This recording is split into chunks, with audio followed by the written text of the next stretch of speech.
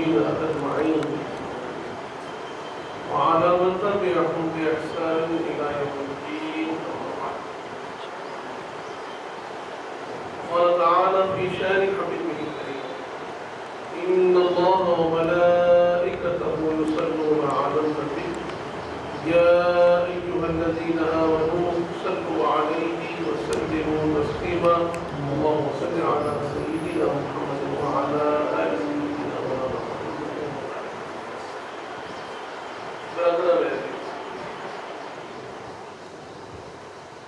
جیسے آپ سب جانتے ہیں کہ ماہ رمضان مبارک کی آمد اور یہ جو ماہ مبارک ہے اس کی بڑی خصوصیات، بہت اہمیت اسلام کے اندر اس مہینے کی ہے. اور جب ہم کسی بھی چیز کی قدر و منزلت کو جانتے ہیں، اس کی اہمیت کو سمجھتے ہیں، تو سب سے بہترین کوئی ذریعہ ہے وہ قرآن مجید. اللہ تبارک و تعالی قرآن مجید میں ارشاد فرما رہا ہے: شہر رمضان الذی انزل فیہ،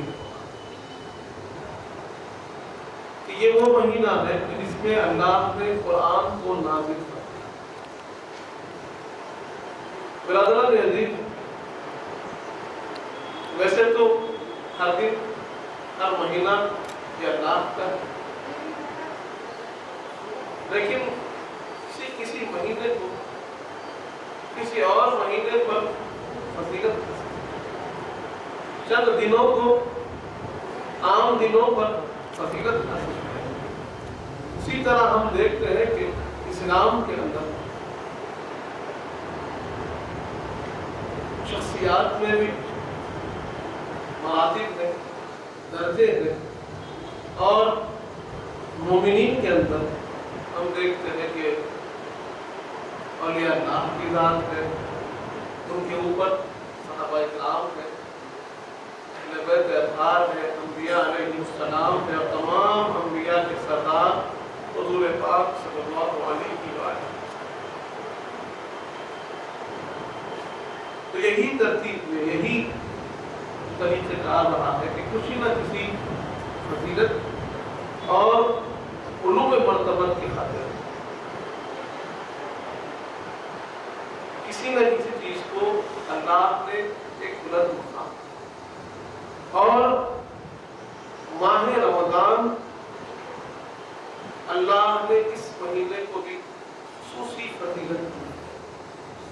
اور اس فضائل میں ایک فضیلت جو اللہ بیان فرما رہا ہے کہ یہ وہ مہینہ ہے جس کو اللہ نے اپنے کلام کے نزول کے لیے چنا. اپنے کلام کا نزول اللہ نے اس ماہ میں رکھا، قرآن مجید کو اتارا اس مہینے میں، اور اس کو اللہ خود قرآن مجید کو بیان فرمایا. برادران عزیز، رمضان اس کا جو لفظی معنی ہے،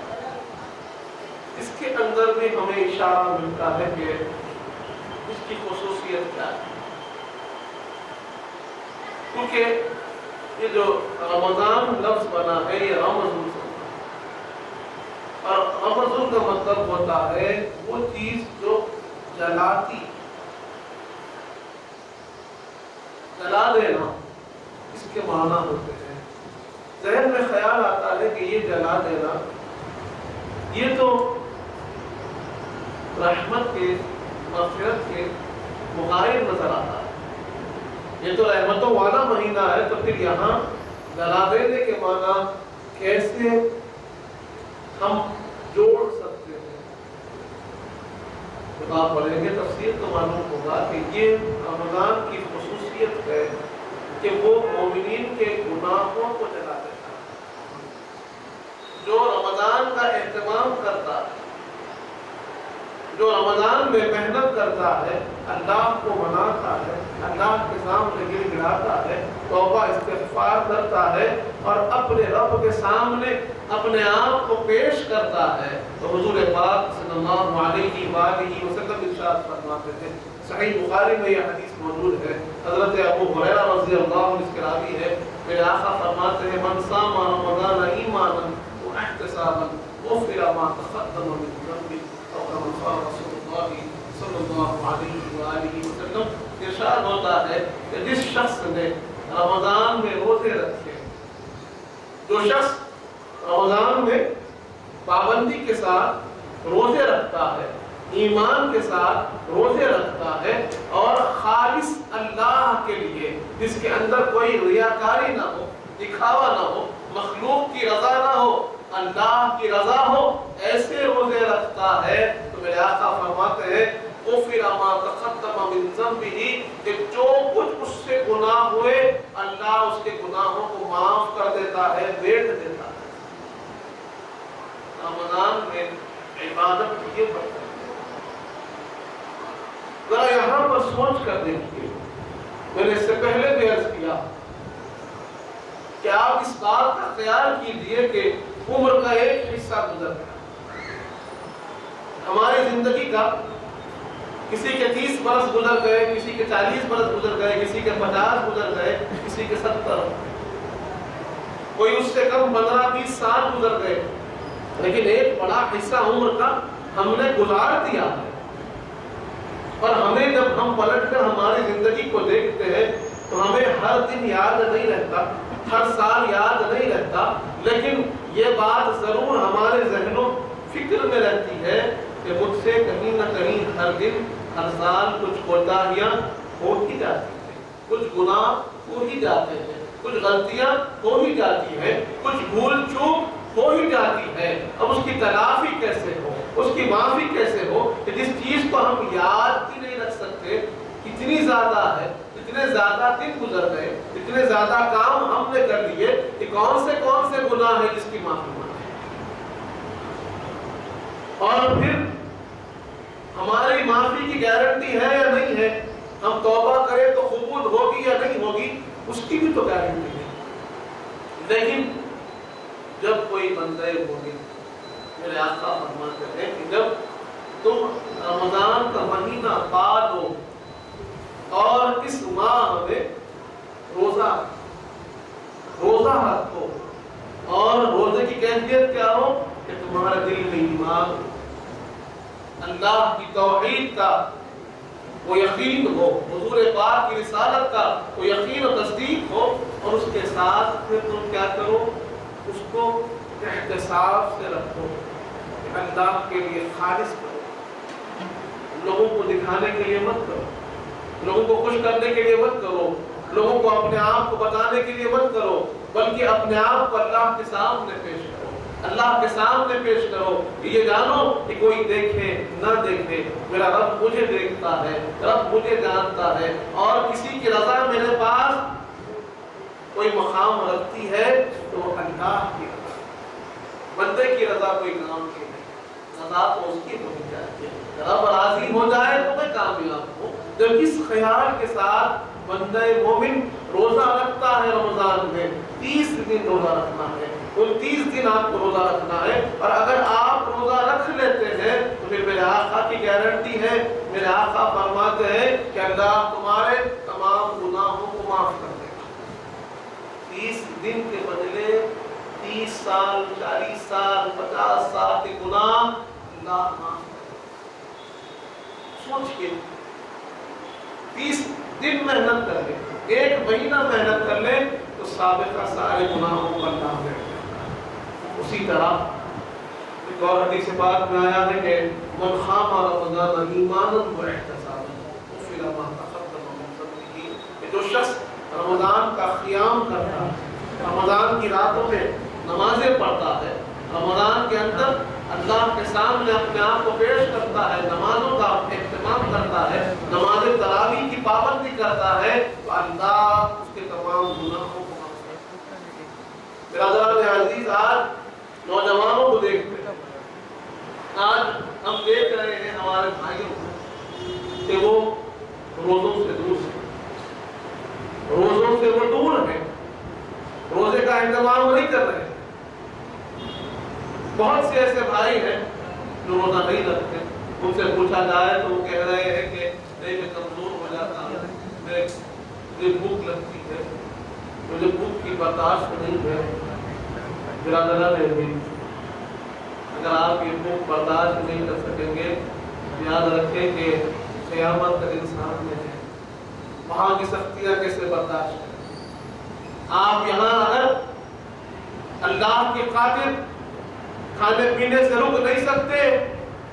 تو پھر وہاں کیسے آپ یہ توقع کرتے ہیں کہ مجھے وہاں اللہ آرام دے گا، وہاں پر اللہ مجھے جنتوں کی نعمتیں دے گا، وہاں پر میں اللہ کی نعمتیں حاصل کروں گا کیسے کہ جب اللہ کا حکم پورا نہیں کرتے، اللہ کی اطاعت نہیں کرتے، اللہ کی فرمانبرداری نہیں کرتے، اللہ کے بتائے ہوئے راستے پر نہیں چلتے، تو پھر آپ یہ کیسے ایکسپیکٹ کرتے ہیں، یہ کیسے امید لگاتے ہیں کہ پروردگار آپ کو عطا فرمائے گا. اگر ہم کوشش کریں گے یقیناً وہ عطا. تو آج ہم کو چاہیے کہ اپنے بھائیوں کو، اپنے بچوں کو سکھائیں، ان کو بتائیں کہ روزہ یہ فرض ہے ہر عاقل بالغ پر. ہر مسلمان جو عاقل ہے، جو بالغ ہے، جو 15 سال کی عمر کو پہنچ چکا ہے یا پھر اس سے پہلے علامات بلوغ اس میں ظاہر ہو چکے ہیں، چاہے 12 سال ہو، 13 سال ہو، 14 سال ہو، 15 سال ہو، اس بچے کو، اس بچی کو روزے کی پابندی کرانی ضروری ہے. آپ کی نظر میں چھوٹا ہوگا لیکن شریعت کی نظر میں الحمدللہ قابل روزہ رکھیں گے. ان کو روزہ رکھائیں گے، ان کی ہمت افزائی کیجیے، ان کو اللہ کے راستے کی طرف لائیے اور بتائیے کہ روزہ رکھنے سے آدمی، اس کی روح بھی صاف ہوتی ہے، دل بھی صاف ہوتا ہے، جسم بھی پاک ہوتا ہے. ناظران عزیز، تو ہمارا کام کیا ہے کہ ہم رمضان کی تیاری کریں، رمضان کی خوب تیاری کریں. اور حدیث پاک میں آتا ہے، آپ نے حدیث پاک سنی ہے، حضور پاک ارشاد فرماتے ہیں من فرح بدخول رمضان حرم اللہ جسدہ علی النار، کہ جو شخص رمضان کریم کی آمد پر خوشی کا اظہار کرتا ہے، اس کے چہرے پر رمضان کی آمد کو سن کر خوشی آ جائے، مسرت آ جائے، تبسم آ جائے، مسکراہٹ آ جائے، تو پھر میرے آقا فرماتے ہیں کہ اللہ اس کے جسم کو دوزخ پر حرام کر دیتا ہے. کہ ابھی وہ روزہ نہیں رکھا ہے، ابھی وہ رات کی عبادت میں کھڑا نہیں ہوا، ابھی وہ قرآن نہیں پڑھا، ابھی وہ ذکر نہیں کیا، لیکن ان چیزوں کو سوچ کر، رمضان میں روزہ رکھنے کو سوچ کر، رمضان میں قرآن کے پڑھنے کو سوچ کر، رمضان میں نماز و تراویح میں کھڑے ہونے کو سوچ کر، لوگوں کی مخلوق کی خدمت کرنے کو سوچ کر، اللہ کی عبادت میں اپنے آپ کو ڈالنا ہے، اس کی تیاری کے اندر سوچتا ہوا اگر خوشی کا اظہار کر رہا ہے تو میرے آقا فرماتے ہیں سنو، اللہ اس کے جسم کو دوزخ سے آزاد کر. رمضان نظران عزیز پر ہمارا کام ہے، ہمارا فرض ہے کہ ہم رمضان کریم کا اہتمام کریں. اور نوجوان جو ہمارے بھائی ہیں ان کو یہ عزم کرنے کی ضرورت ہے کہ ہمیں رمضان میں اپنی زندگی میں ایک انتخاب، جو زندگی رمضان سے پہلے تھی، جو وقت رمضان سے پہلے گزر چکا ہے، اب رمضان کے بعد میں وہ باقی نہیں رہوں گا. میرے اندر ایک تبدیلی آئے گی، میرے اندر انقلاب آئے گا، میرے اندر ایک ریولیوشن آئے گا، میں ایک اپنے اندر چینج پیدا کروں گا. وہ تبدیلی کیا؟ ان کی حدیث پاک میں آتا ہے، مشہور حدیث پاک ہے، حضور پاک صلی اللہ علیہ وآلہ وسلم ارشاد فرماتے ہیں کہ ایک مرتبہ راوی حدیث کہتے ہیں کہ حضور پاک صلی اللہ علیہ وسلم منبر شریف پر تشریف لائے. منبر پر خطبہ دینے کے لیے حضور پاک جب سیڑھی چڑھے، ایک سیڑھی پر حضور پاک نے اپنا قدم اطہر رکھا اور آمین، دوسری سیڑھی پر قدم اطہر رکھا، پھر آمین، تیسری سیڑھی پر قدم اطہر رکھا، پھر آمین فرمایا. सहाबा इकराम की बात को देख रहे हैं। सहाबा इकराम ने देखा कि अच्छी बात है कि हमने कभी आज तक हुजूर पाक को आमीन कहते हुए नहीं कहा। हमने तो देखा कि हुजूर पाक दुआ फरमाते हैं और सहाबा इकराम आमीन कहते हैं, लेकिन आज हुजूर पाक आमीन फरमा रहे हैं। बात क्या है? जब सारा मामला मुकम्मल हुआ तो अर्ज किया, या रसूल अल्लाह आपने आमीन फरमाया, हमने दुआ भी सुनी, आमीन तो दुआ के बाद बोलते हैं। हुजूर पाक सल्लल्लाहु अलैहि वसल्लम ने इरशाद फरमाया कि जब मैं मिंबर पर पहला कदम रखा तो जिब्राइल मेरी बारगाह में हाजिर हुए और आकर अर्ज किया, या रसूल अल्लाह, अल्लाह ने मुझे हुक्म दिया है कि मैं दुआ करूं और आप आमीन फरमाएं। हुजूर पाक फरमाते हैं जब मैंने पहला कदम पहली सीढ़ी पर रखा तो जिब्राइल ने दुआ की कि जिसके पास अल्लाह के वालिदैन दिए, दोनों साथ हो या एक हो, और वो अपनी मग़फ़िरत ना लिखा ले तो उसके लिए हलाकत। पहली दुआ ये थी कि जो शख्स अपने वालिदैन को पाता है उसके सर पर उसके वालिदैन का साया सलामत है और वो अपनी मग़फ़िरत ना लिखाता है तो फिर मेरे आका फरमाते हैं कि उसके लिए हलाकत है। जिब्राइल ने ये दुआ की, हुजूर पाक कहते हैं जिब्राइल ने जब ये दुआ की तो मैंने आमीन कहा। इसका मतलब क्या है? मतलब ये है कि अगर किसी के पास वालिदैन है, उसके घर में वालिदैन है और वो वालिदैन की खिदमत कर रहा है, वालिदैन की जरूरियात का ख्याल रख रहा है, उनके पैर दबाता है, उनके खाने का इंतजाम कर रहा है, उनकी इताअत गुजारी फरमाबरदारी में अपना वक्त गुजार रहा है, हुजूर पाक फरमाते हैं उसके लिए कामयाबी है। और वालिदैन उसके घर में है लेकिन वो बाहर फिर रहा है, उसके वक्त का बड़ा हिस्सा गैरों के लिए है और गैरों के लिए सारे अखलाक, गैरों के लिए सारी मोहब्बतें, दोस्तों के लिए सारी दोस्ती, और घर में जाता है तो वालिदैन की इताअत नहीं कर रहा है, वालिदैन की फरमाबरदारी नहीं कर रहा है, वालिदैन की इज्जत नहीं कर रहा है, वालिदैन से मोहब्बत नहीं कर रहा है, वालिदैन का ख्याल नहीं रखता है, तो हुजूर पाक फरमाते हैं उसके लिए हलाकत है। फिर कोई चीज उसको बचा नहीं सकती, कोई चीज उसको नहीं बचा सकती कि जिसके घर में वालिदैन हो और वो अपनी मग़फ़िरत ना निकाले, वालिदैन की खिदमत ना करे, वालिदैन को राज़ी ना करे, तो फिर वो दुनिया में कुछ भी कर ले, अल्लाह के सामने वो कामयाब नहीं हो सकता। आज हमारे नौजवानों को ये बात समझने की जरूरत है कि किस चीज की क्या अहमियत है। दोस्तों की अहमियत अपनी जगह होगी लेकिन उनसे 1000 गुना ज्यादा अहमियत आपके वालिदैन,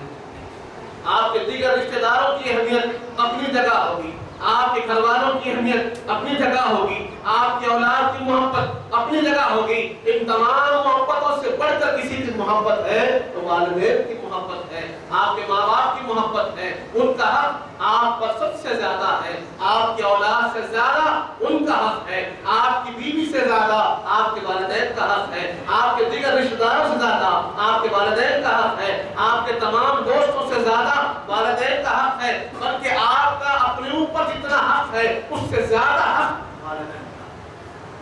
इसीलिए हुजूर पाक फरमाते हैं कि अगर तुम्हारे घर में वालिदैन है और तुमने अगर मग़फ़िरत ना लिखा ली तो फिर कोई और ज़रिया नहीं है तुम्हारे पास मग़फ़िरत का, कि अगर तुमसे तुम्हारे वालिदैन राज़ी नहीं तो तुम्हारा रब भी तुमसे राज़ी नहीं, तुम्हारे आका रसूल पाक भी तुमसे राज़ी नहीं। दुनिया में कुछ भी कर, अगर कोई अपने वालिदैन को तकलीफ दे रहा है, माँ के दिल को तकलीफ दे रहा है, वालिद के दिल को तकलीफ दे रहा है और उसके बाद समझता है कि उसकी दौलत, उसका माल, उसकी ताकत, उसका इल्म कोई फायदे का है, कोई फायदे का नहीं है। हाँ, वो आदमी कामयाब है, वो आदमी अच्छा है अल्लाह की नजर में, जिसके पास दौलत कम हो, इल्म कम हो, कोई बात नहीं है, लेकिन वो वालिदैन की इज्जत करता है, वालिदैन से मोहब्बत करता है, वालिदैन की खिदमत करता है, वो बच्चा अच्छा है, उस पढ़े लिखे बच्चे से अच्छा है जो वालिदैन का नाफरमान है, उस दौलतमंद बच्चे से अच्छा है جو والدین کا نافرمان ہے کہ آپ کی دولت تبھی کامیاب ہے جب آپ والدین کی خدمت کر رہے ہیں، آپ کا علم تبھی کامیاب ہے جب آپ والدین کی خدمت کر رہے ہیں۔ اگر آپ کے والدین آپ سے راضی نہیں، کیا فائدہ علم کا، کیا فائدہ ہے؟ اسی لیے حضور پاک نے فرما دیا ہلاکت ہے اس کے لیے، ہلاکت ہے اس کے لیے کہ جو اپنے والدین کی خدمت نہیں کرتا، اپنے والدین سے محبت نہیں کرتا تو اس کے لیے ہلاکت ہے۔ حضرات عزیز، دوسرے قدم پر حضور پاک نے تشریف لے گئے، جبرائیل نے دعا کی کہ جس نے رمضان پایا اور رمضان پا کر جس نے اپنی مغفرت نہ نکھاری اس کے لیے بھی ہلاکت۔ یہ وہ مغفرتوں والا مہینہ ہے، یہ وہ رحمتوں والا مہینہ ہے کہ جس میں حضور پاک صلی اللہ علیہ وسلم کے صدقے میں اللہ ہر گناہگار کی گناہوں کو معاف کر دیتا ہے، ہر خطاکار کی خطاؤں کو اللہ میٹ دیتا ہے۔ یہ مہینہ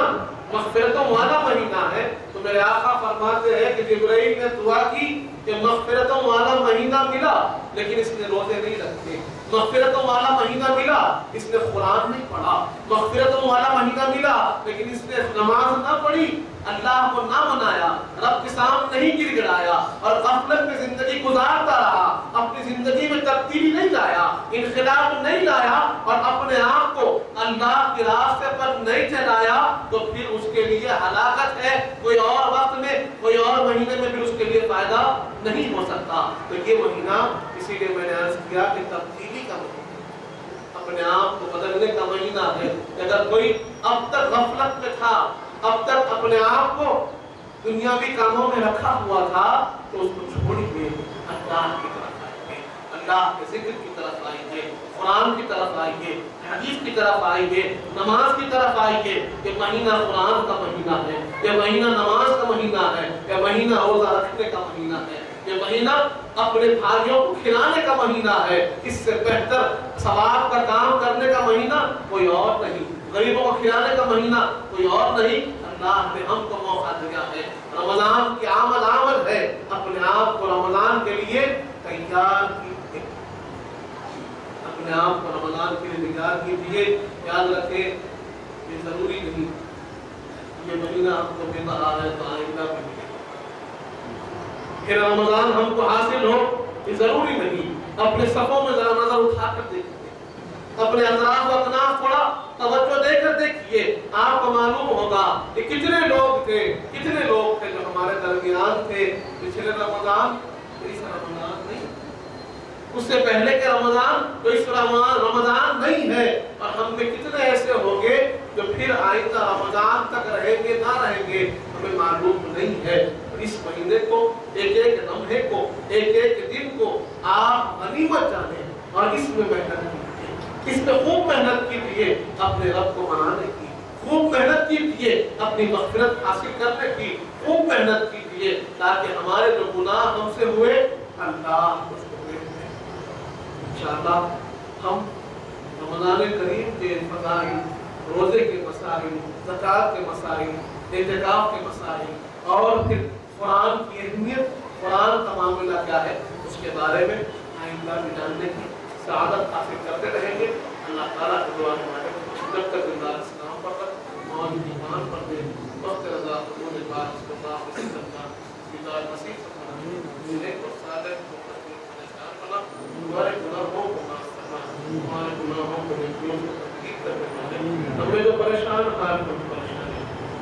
ہمیں جو بیمار ہے ہمیں شفا کامل عطا فرما، ہمیں جو مفروض ہو کے صبروں کو عطا فرما، جو بچیاں بیٹھی ہیں ان کا نصیب نیک فرما، جن کی شادیاں ہو چکی ہیں ان کی زندگی میں خوشیاں عطا فرما، جو کچھ کہے ہیں جو کچھ سنے ہیں اس پر عمل کرنے کی توفیق عطا فرما۔ رسول پاک صلی اللہ علیہ وآلہ وسلم کا سچا غلام محمدی بنا، اہل بیت کا تھا سچا غلام بنا، صحابہ کرام کا سچا غلام بنا، اولیاء اللہ کا سچا غلام بنا، ان کے بتائے راست سے